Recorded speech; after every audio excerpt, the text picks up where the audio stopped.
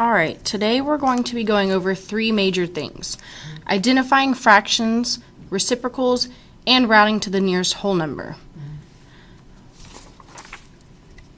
Now, let's start with the fractions. There's three types of fractions: improper fractions, proper fractions, and mixed numbers. Let's take a look at these a little bit closer. We'll start with the proper fraction, or an improper fraction, I'm sorry.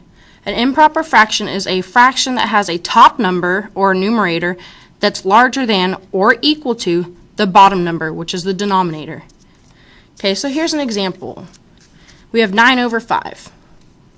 The numerator is larger than the denominator, so therefore we have an improper fraction. And I think you have to divide until I get this number. Alright, so now we're going to move on from improper fractions to proper fractions. These are the basic fractions that we see every day. They're the easier fractions, I guess. So we have a fraction that has a numerator that's less than its bottom number or denominator.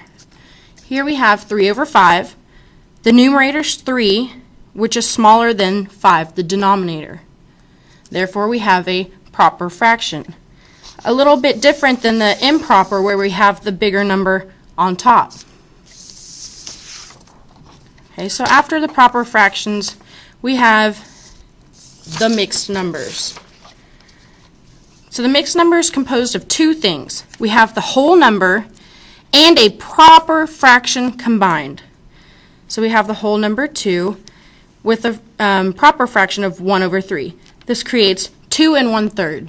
Therefore, it's a mixed number because it's mixed between whole numbers and a proper fraction. So those are the three types of fractions.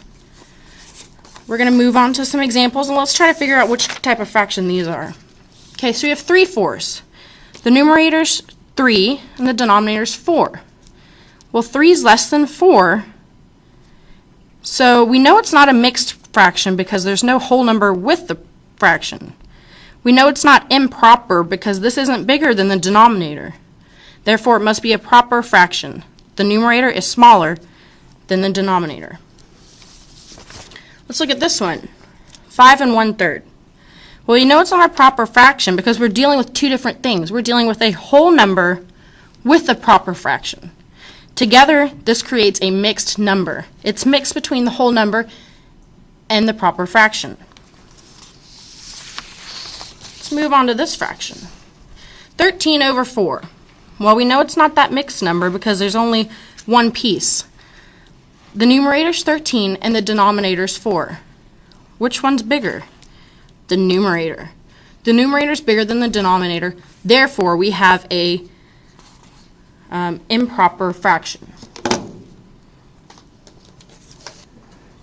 Okay, now we're going to be starting with reciprocals, or also known as the multiplicative inverse.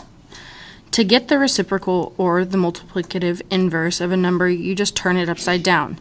A number relates to its reciprocal in such a way that when you multiply the two together, their product is 1. For example, the reciprocal of 7 is 1/7. So if we have 7, which is the same thing as 7 over 1, its inverse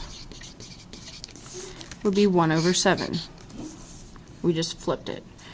If we have 2/3, its inverse would be 3 over 2. Now if we look at it a little bit further, if we had 1/7 and we multiply 1/7 by its reciprocal or its multiplicative inverse, it would be 7 over 1. When we multiply across, 1 times 7 is 7, and 7 times 1 is 7. 7 over 7 is the same thing as 1. A number multiplied with its inverse will always equal 1. Step 1. Box the number that you are changing. Step 2. Draw an arrow from that number to its next door neighbor. Okay, so we're going to look at 3.45. It says box the number you're changing. Well, we're going to the nearest whole number. So that would be 3. Draw an arrow from that number to its next door neighbor. 4. Is 4 bigger or smaller or equal to 5? Well, it's smaller. Therefore, we're not going to be pumping it up, right? We're going to stay at 3. So that would equal 3. The next door neighbor is what we look at to determine if we pump it up or down. If this number is 5 or higher, then we're going to pump it up with the green Hulk. If not, then we're going to keep the box number the same, and then we then truncate the number. Let's kind of look at some problems together. 7.6567. Okay, so we're going to do step 1. Box the number that we're rounding. 7. I'm going to draw an arrow to its neighbor, 6. Is 6 5 or higher? Yes. Therefore, we're going to pump it up to 8. We then truncate the number, which means kind of clear it up a little bit, change it to some zeros, and make it a whole number with no decimal.